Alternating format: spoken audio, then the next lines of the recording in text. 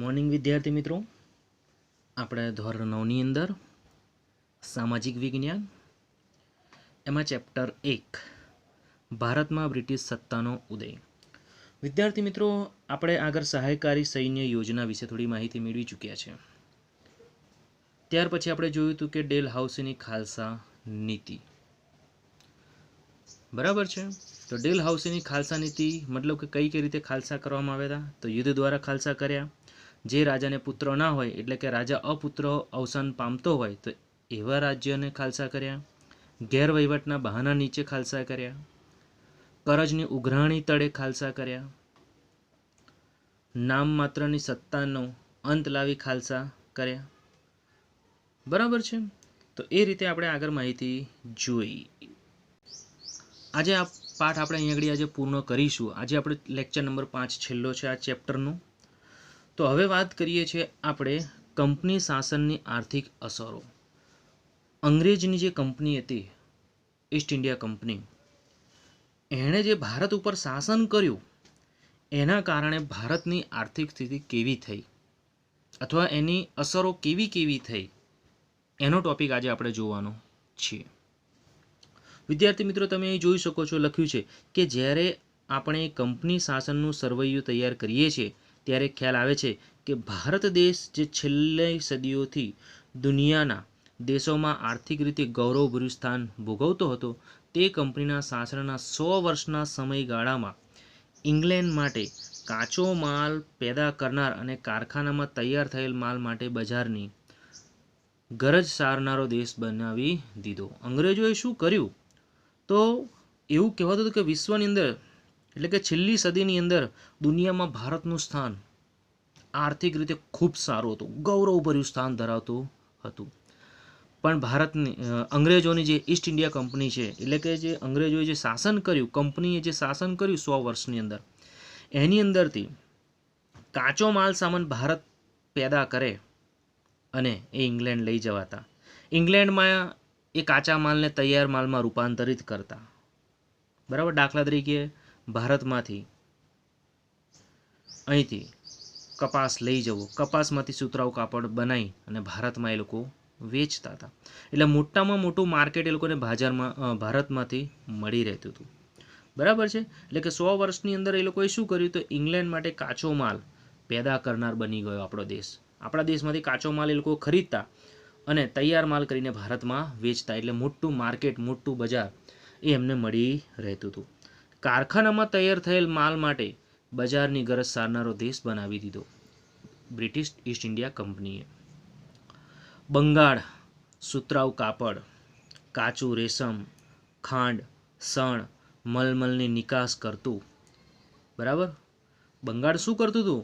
તો સુતરાઉ કાપડનું, કાચું રેશમ, ખાંડ, શણ, મલમલની નિકાસ કરતું હતું. કઈ સાલમાં? તો 1708 થી 1756માં. પરંતુ દ્વિમુખી શાસન પદ્ધતિ બાદ અંગ્રેજોની શાસન પદ્ધતિ દ્વિમુખી, બરાબર, દ્વિમુખી શાસન પદ્ધતિ બાદ બંગાળની આર્થિક ચમક ઝાંખી પડી ગઈ. એક બાજુ રાજાઓનું શાસન ચાલે, ભારતના રાજાઓનું, બીજું અંગ્રેજોનું શાસન ચાલે. એટલે દ્વિમુખી શાસન ચાલતું હતું. એટલે બંગાળની આર્થિક ચમક શું થઈ ગઈ? ઝાંખી પડી ગઈ. બાકી બંગાળમાંથી સુતરાઉ કાપડ, રેશમી કાપડ, શણ, મલમલની નિકાસ ઘણી બધી થતી હતી. જેના કારણે બંગાળનો તો વિકાસ થતો હતો, સાથે સાથે ભારતનો પણ વિકાસ થતો હતો. આગળ વાંચીએ. કંપનીની અન્યાય મહેસૂલી નીતિથી ભારતનો ખેડૂત પાયમાલ અને દેવાદાર બન્યો. કંપનીની નીતિ કેવી હતી? મહેસૂલની નીતિ અન્યાય હતી. અંગ્રેજ કર્મચારીઓ જોડે મહેસૂલ ઓછું લેવામાં આવે અને ભારતના જે ખેડૂતો હતો એની જોડેથી મહેસૂલ વધારે લેવામાં આવે. એટલે કે કંપનીની અન્યાય મહેસૂલી નીતિથી ભારતનો ખેડૂત પાયમાલ અને દેવાદાર બની ગયો.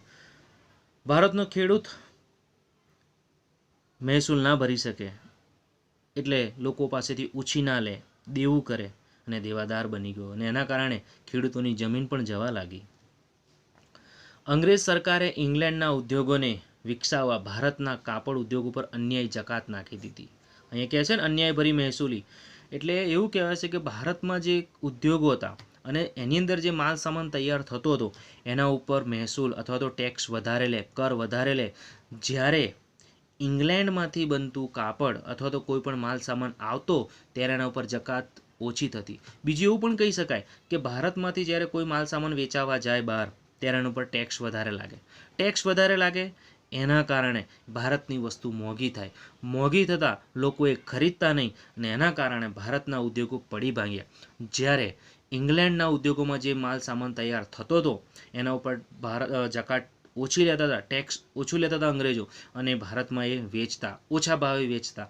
એના કારણે એ લોકોનો માલ સામાન વેચાતો હતો અને વેચાય એના કારણે એ લોકોને શું થતું, નફો વધારે થતો હતો અને નફો વધતા ઇંગ્લેન્ડના ઉદ્યોગોનો ખૂબ સારો વિકાસ થયો. ભારતના હુન્નર ઉદ્યોગો, બરાબર, હાથ વણાટના કાપડો, હાથ બનાવટની વસ્તુઓ, બરાબર છે, એવી ઘણી બધી વસ્તુ જે ગૃહ ઉદ્યોગ તરીકે ચાલતી હતી, બરાબર છે, એવા ઉદ્યોગો કચડી નાખવામાં આવ્યા.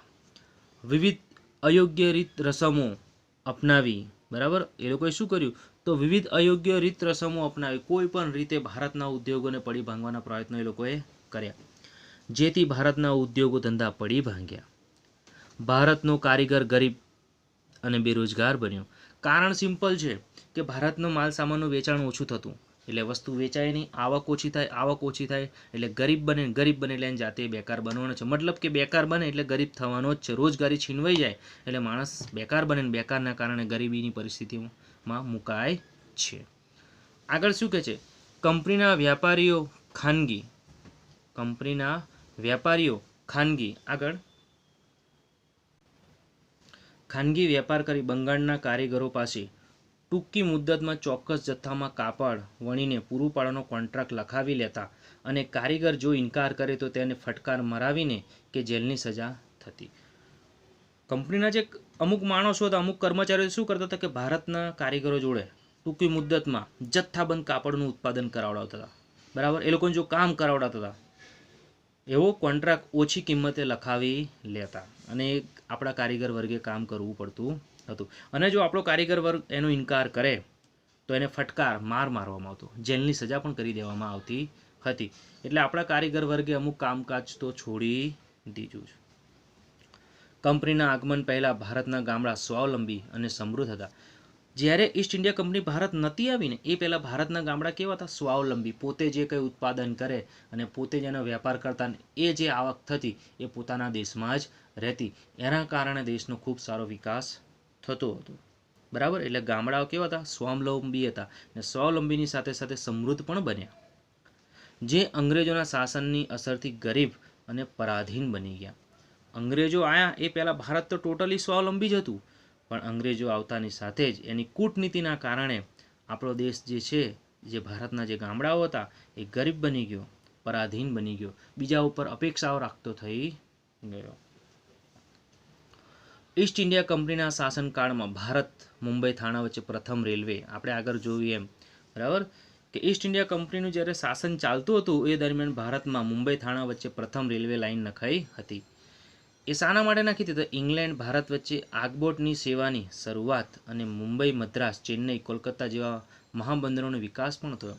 ખરેખર મુંબઈ અને થાણા વચ્ચે જે રેલવે લાઇન નખી એ ભારતના લોકો માટે તો હતી જ, પણ વધારે ઉપયોગ, વધારે ફાયદો કોનો હતો, અંગ્રેજોનો હતો. એટલા માટે એ લોકોએ એ શરૂઆત કરી હતી. સાથે સાથે એ લોકોએ ઇંગ્લેન્ડથી ભારત આવવા માટે આગબોટની સેવા પણ શરૂ કરી, કે ફાયદો એમાં કોનો હતો, ઇંગ્લેન્ડનો હતો, અંગ્રેજોનો હતો.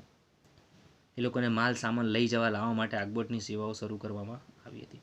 સાથે સાથે એ લોકોએ મુંબઈ, મદ્રાસ, જે હાલ આપણે જેને ચેન્નઈ કહીએ છીએ, મદ્રાસ એટલે કે ચેન્નઈ, કલકત્તા જેવા મોટા મહાબંદરોનો વિકાસ પણ એ સમય દ્વારા કરવામાં આવ્યો હતો. આગળ વાત કરીએ કે કંપની શાસનની સામાજિક અસર શું થઈ. આર્થિક અસર તો આપણે જોઈ જ, પણ હવે સામાજિક અસર શું થાય છે એ જોવાની છે. તો વાત કરીએ બ્રિટિશ વહીવટ દરમિયાન વર્તમાનપત્રોના વિકાસથી ભારતીય પ્રજામાં વિચાર, વાણી સ્વતંત્રતાની ભાવના વિકસી, બરાબર. શું કહે છે, બ્રિટિશે વહીવટ લીધો એ સમય દરમિયાન વર્તમાનપત્રો એટલે ન્યૂઝપેપરોનો વિકાસ થયો, બરાબર, સમાચાર પત્રોનો વિકાસ થયો.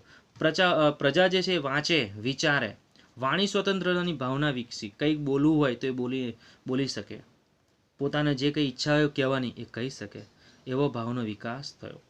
એ સમય દરમિયાન શું કહે છે, એ સમય દરમિયાન ભારતીય સમાજના કેટલાક પ્રદેશોમાં કુરિવાજો જોવા મળતા હતા, જેમાં સતી પ્રથા, દૂધ પીતી કરવાનો રિવાજ. બરાબર, સતી પ્રથા એટલે કે જો કોઈ સ્ત્રી પોતાનો પતિ મૃત્યુ પામે અને એ જ સમય દરમિયાન એની જે શું કહેવાય કે સતી થવા, એનો મતલબ એવો કહે છે કે જ્યારે કોઈ પુરુષ મૃત્યુ પામે છે તો એની પત્ની એના પતિના ખોળામાં લઈને એ પોતે પણ ચિતા ઉપર બેસી જતી. તો એવો કુરિવાજ. પછી કહે છે દૂધ પીતી કરવાનો રિવાજ, કે જ્યારે કોઈના ઘરે દીકરીનો જન્મ થતો હતો તો એ દીકરીને બરાબર ગરમ દૂધની અંદર એવા વાસણની અંદર મૂકીને એને દૂધ પીવડાવવામાં આવતું હતું અને એના કારણે દીકરીઓનું મૃત્યુ થતું હતું, જે ખૂબ જ ખરાબ કહેવાય. એટલે દૂધ પીતીનો જે રિવાજ છે, બાળ લગ્ન, નાની ઉંમરે લગ્ન કરી દેવામાં આવતા.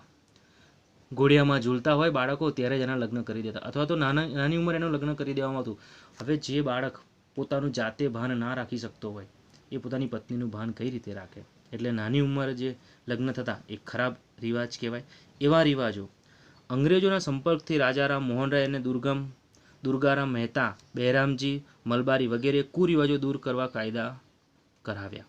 બરાબર, આ લોકોએ અંગ્રેજોનો સંપર્ક કર્યો. કોણે કર્યો? તો રાજારામ મોહનરાય, દુર્ગારામ મહેતા, બહેરામજી મલબારી વગેરે ભેગા થઈને અંગ્રેજોનો મદદ લઈને કુરિવાજો શું કરાયા? દૂર કર્યા. એવા કાયદાઓ બનાવ્યા હતા, જેના કારણે એક આપણને એક સારો ફાયદો થયો છે કે બાળ લગ્ન દૂર થઈ ગયો, દૂધ પીતીના જે રિવાજો હતા એ દૂર થઈ ગયા, સતી પ્રથાની જે રિવાજ હતી, કારણ કે હવે જો કોઈ સ્ત્રીનો પતિ મૃત્યુ પામે નાની ઉંમરે તો એવી સ્ત્રીને ફરી લગ્ન કરવાની છૂટી મળી છે, જે આપણા દેશ માટે એક સારી બાબત કહેવાય. એવા ખરાબ કુરિવાજો જે છે એ દૂર થયા. એ કંપની શાસનના સમય દરમિયાન જ થયા, એટલે એક સારી બાબત આપણા માટે કહી શકાય. એટલે સામાજિક એક સારી અસર આપણા ઉપર એની ઊભી થઈ.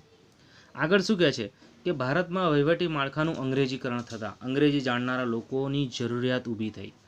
હવે ભારત દેશની અંદર અંગ્રેજો આવ્યા એટલે અંગ્રેજીમાં વાતચીત કરી શકે, અંગ્રેજીમાં લખાણ લખી શકે, બોલી શકે, વાંચી શકે, વહીવટ કરી શકે. એટલા માટે અંગ્રેજી શિક્ષણ ભણનાર અથવા અંગ્રેજી શિક્ષણ મેળવે એવા લોકોની જરૂરિયાત ઊભી થઈ. પરિણામે અંડરલાઇન કરો, મેકોલેના પ્રયત્નથી ભારતમાં અંગ્રેજી શિક્ષણ આપવાનો પ્રારંભ થયો. ચાર્લ્સ વુડની ભલામણથી મુંબઈ, મદ્રાસ, કોલકાતામાં યુનિવર્સિટીની સ્થાપનાઓ થઈ હતી. કોની મદદથી? તો ચાર્લ્સ વુડ્સની ભલામણથી મુંબઈ, મદ્રાસ અને કલકત્તાની અંદર યુનિવર્સિટીઓ બનાવવામાં આવી હતી અથવા તો એની સ્થાપના થઈ. અંગ્રેજી શિક્ષણના કારણે ભારતમાં અંગ્રેજી જાણનારો વર્ગ ઊભો થયો. હવે અંગ્રેજી શિક્ષણ મળવા લાગ્યું ભારતમાં, તો એના કારણે શું થયું? તો કે અંગ્રેજી જાણનારા લોકોનો વર્ગ ઊભો થઈ ગયો, એવા લોકો મળવા લાગ્યા. સમય જતાં તેણે સુધારાવાદી માંગણીઓ કરી સુધારાની પ્રક્રિયાને વેગ આપ્યો. હવે સ્વાભાવિક વાત છે, જો આપણને અંગ્રેજી ખબર પડે, આપણે અંગ્રેજી બોલી શકીએ, લખી શકીએ, વાંચી શકીએ, બરાબર છે, તો અંગ્રેજો જે કંઈ આપણને કહેતા, જે કંઈ આપણી જોડે અન્યાય કરતા એ આપણે બોલી શકીએ, સાંભળી શકતા હતા, સમજી શકતા હતા, તો એનો વિરોધ કરી શકીએ છીએ. અને એના કારણે સુધારાવાદી માંગણીઓની શરૂઆત થઈ ગઈ, એની પ્રક્રિયાને વેગ મળવા લાગ્યો. છેલ્લો પોઈન્ટ, ઉપસંહાર. તો આખા પાઠને છેલ્લે શું કહેવા માંગે છે? જો તો કે આમ ઈસ્ટ ઇન્ડિયા કંપની ભારતની સમૃદ્ધ અને વ્યાપારી આકર્ષણને ભારત આવ્યા. શું કહે છે? ઈસ્ટ ઇન્ડિયા કંપની શાના માટે આવી હતી? તો ભારતની સમૃદ્ધિ અને વ્યાપારથી આકર્ષીને ભારતમાં આવી હતી. મીન્સ કે આવ્યા હતા એ લોકો, કે ભારત ખૂબ સમૃદ્ધ દેશ છે, ભારતમાં સારો વેપાર થાય એવો છે, એટલા માટે લોકો ભારત આવ્યા હતા. અને ભારતમાં કંપની શાસનને પરિણામે રાજકીય, આર્થિક, સામાજિક, સાંસ્કૃતિક ક્ષેત્રે સારી નરસી અસરો ઊભી થઈ.